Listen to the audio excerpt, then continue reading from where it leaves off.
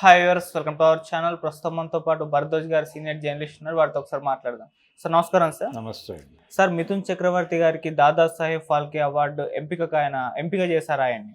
So ఇప్పుడు దీనిపైన కొంత భిన్నాభిప్రాయాలు అయితే వ్యక్తం అవుతున్నాయి. అంటే మిథున్ చక్రవర్తి గారికి ఇవ్వడం కరెక్టా లేదా అన్నట్టుగా కూడా ఒక చర్చ అయితే జరుగుతుంది సార్. మరి మీ ఒపీనియన్ ఏంటి సార్? అంటే మిథున్ చక్రవర్తి నటుడిగా ఆయన ప్రయాణం ప్రారంభమైంది మృగయా సినిమాతో. మృగయా మృణాల్ సేన్ గారి సినిమా అది. దాని నిర్మాతలలో తెలుగువారు ఉన్నారు.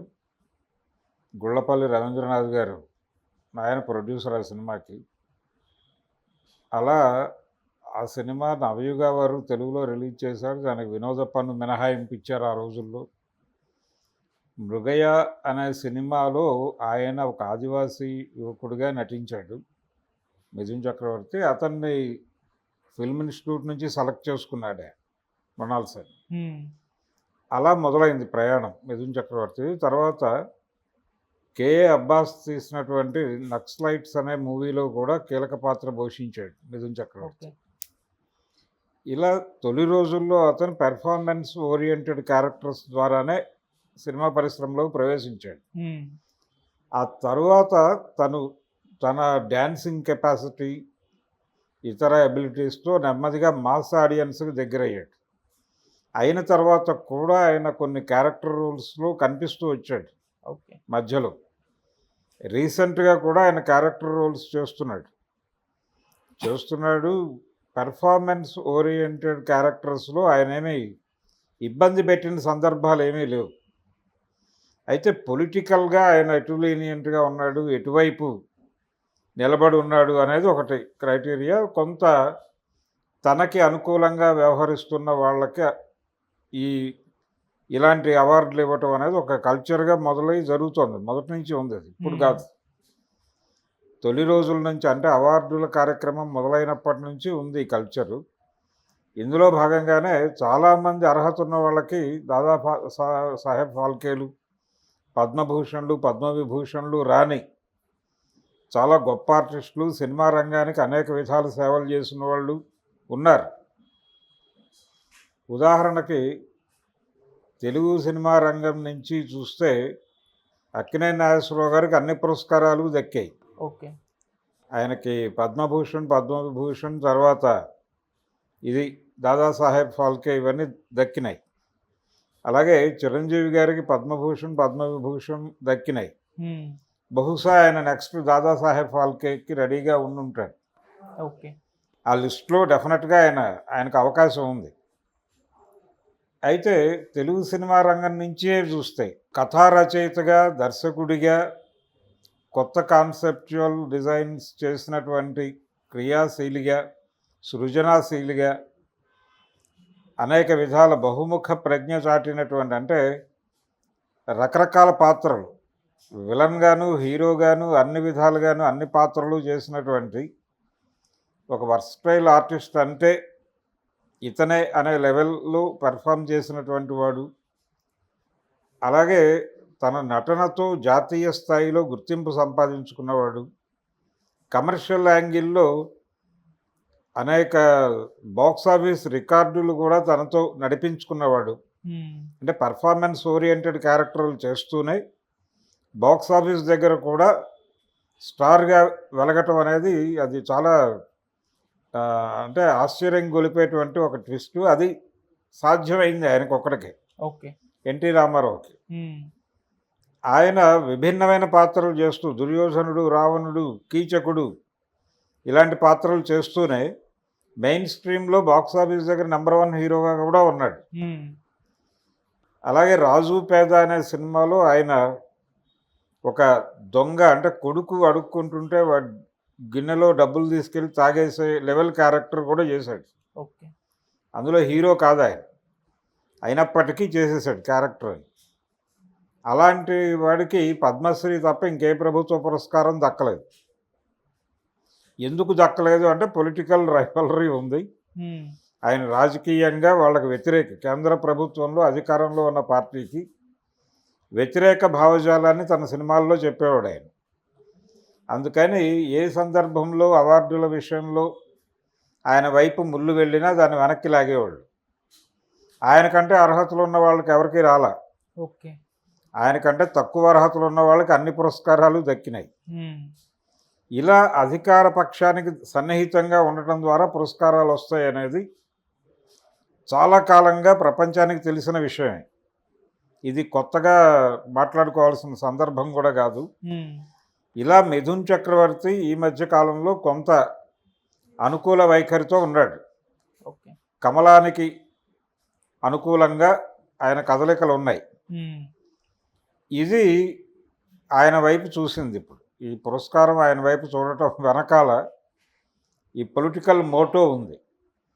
తద్వారా ఆయన రిప్రజెంట్ చేస్తున్నటువంటి ఏరియాలని తన వైపు తిప్పుకోవడం అనేది ఒకటి బీజేపీ ప్రోగ్రామ్గా ఉంది. ఇందులో భాగంగానే ఆ పురస్కారానికి ఆయన ఎంపిక చేశారు.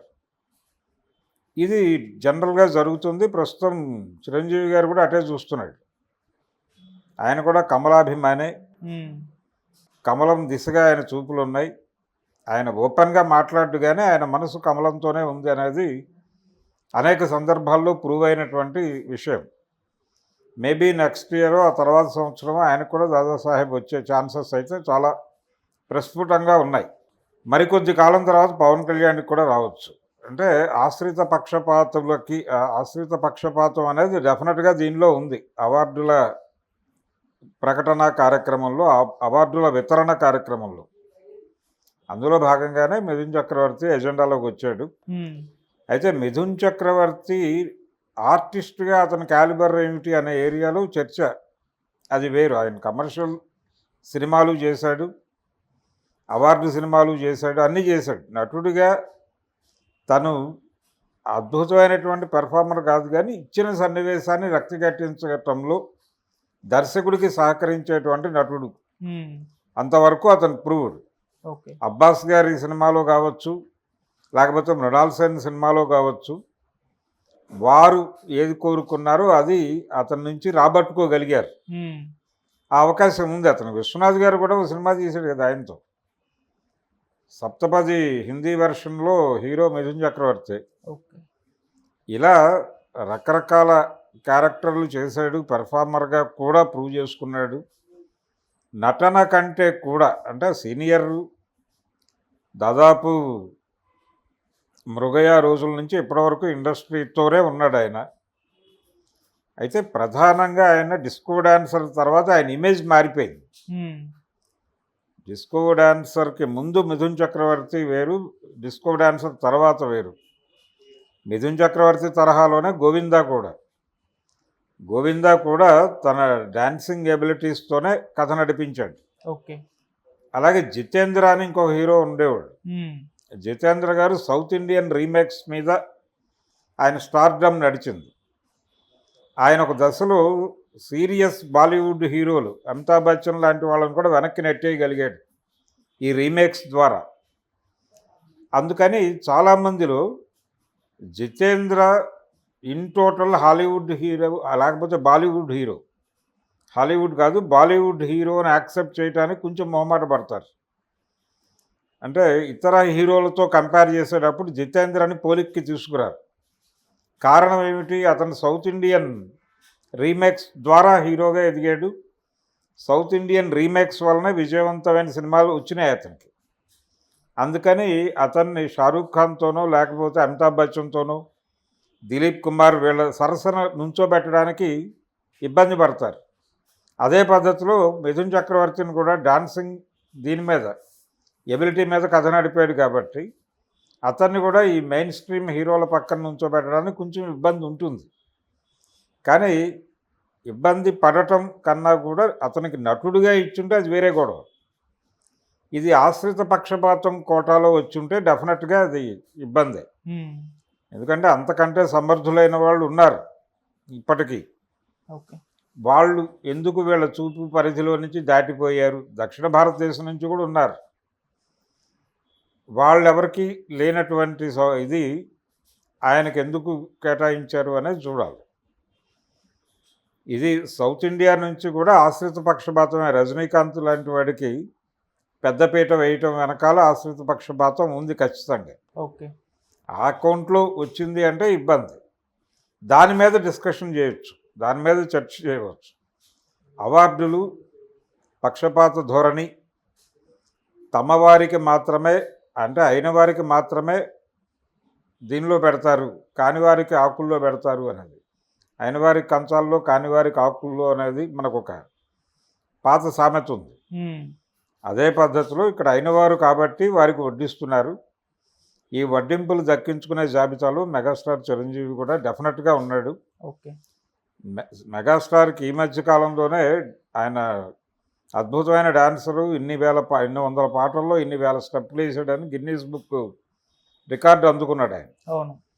సో ఆయనకి ఈయనకి ఒక పోలిక ఉంది. డాన్సింగ్ ఎబిలిటీ, ఫైటింగ్ ఎబిలిటీ, వీటి మీద వాళ్ళు కథను నడిపారు. అయితే చిరంజీవి పెర్ఫార్మర్ కూడా, రజనీకాంత్ కూడా ప్రధానంగా ఆయన నడిపింది యాక్షన్ ఎపిసోడ్స్ మీద నడిపాడు కథ. రజనీకాంత్ పెర్ఫార్మర్గా కంటే కూడా ఒక యాక్షన్ హీరోగా ఎస్టాబ్లిష్ అయ్యాడు. ఓకే. ఎమోషనల్ హీరోగా కూడా ఎక్స్పోజ్ అయ్యాడు. అది కనెక్ట్ అయింది, ఆడియన్స్కి క్యారీ అయిపోయాడు. ఇన్ టోటల్గా ఒక సంపూర్ణ పరిపూర్ణ నటుడు అనేటువంటి లక్షణాలు ఉన్నాయా అంటే అనుమానమే రజనీకాంత్ విషయంలో. బాలచంద్ర గారే అన్నాడు ఆ మాట. చిరంజీవిని పొగిడే క్రమంలో ఆయన చిరంజీవి రజనీకాంత్లో ఉన్న ప్లస్లు, కమల్ హాసన్లో ఉన్న ప్లస్లు రెండు కలిసి చిరంజీవిలో ఉన్నాయన్నాడు. అలా ఆయన ఒక కితాబు ఇచ్చాడు చిరంజీవికి. సో ఆయనే ఒక పరిమితి విధించాడు రజనీకాంత్కి. బాలచంద్ర ఎవరైతే ఆయన్ని పరిచయం చేశాడో ఆ డైరెక్టరే కొన్ని పరిమితులు ఉన్నాయి రజనీకాంత్కి అనేది అడ్మిట్ చేసి మాట్లాడాడు. అటువంటి రజనీకాంత్కి కూడా అత్యున్నత పురస్కారాలు దక్కేసినాయి కదా, ఇంటిని వెతుక్కుంటూ వెళ్ళి. అది కూడా ఆయనతో పని ఉండటము, ఆయన ఇమేజ్తో పని ఉండటము, ఈయన కూడా అనుకూలంగా వ్యవహరించటం, ఇవన్నీ కలిసి ఆయనకు కూడా పురస్కారాలు వరించినాయి. అదే మిథున్ చక్రవర్తికి. మిథున్ చక్రవర్తికి, చిరంజీవికి వీళ్ళందరికీ వచ్చేసినంత మాత్రాన ఇవి రాని వాళ్ళందరూ ఏమిటి అనేది. ఆ మధ్య రాజమౌళికి పద్మశ్రీ వచ్చినప్పుడు కూడా ఈ చర్చ జరిగింది. అంటే తెలుగులో దాసరి గారికి పద్మశ్రీ లేదు, అంతకుముందు ఆదుర్తి సుబ్బారావుకి లేదు, అంతకుముందు కేవీ రెడ్డి గారికి లేదు. వీళ్ళెవరికి అంటే బిఎన్కి దాదాపాల్కే అవార్డు వచ్చింది, కేవీ రెడ్డి గారికి ఏమీ లేదు. ఆయన గురించి పట్టించుకున్నవాడు ఎవడు లేడు, పైరవీ చేసినవాడు కూడా ఎవడు లేడు. అందుకని ఆయన ఎవరికి తట్టడు. మాయాబజార్ సినిమా 100 సార్లు చూసిన వాళ్ళు ఉండొచ్చు, కానీ కేవీ రెడ్డి గారికి ఒక పురస్కారం ఇచ్చి గౌరవించుకుందాం అనే స్పృహ ఎవరికి ఉండే అవకాశం లేదు. ఓకే. ఎందుకంటే ఎవడో ఒకటి ఫాలో అప్ చేసి పెట్టాలి అక్కడ. ఈ ఫాలో అప్ చేయటము, ఒక ప్రోగ్రామ్గా దీన్ని నడపటం అనేది డెఫినెట్గా కొంతమంది చేస్తారు. అలా చేసిన వారికి ఎక్కడో చోట ఒక ప్లేస్మెంట్ దొరుకుతుంది. అలా మిథున్ చక్రవర్తికి దాదాసాహెబ్ ఫాల్కే పురస్కారం దక్కడం వెనకాల ఆయన కృషి, వీరి కోఆపరేషను, వీళ్ళ అవసరము,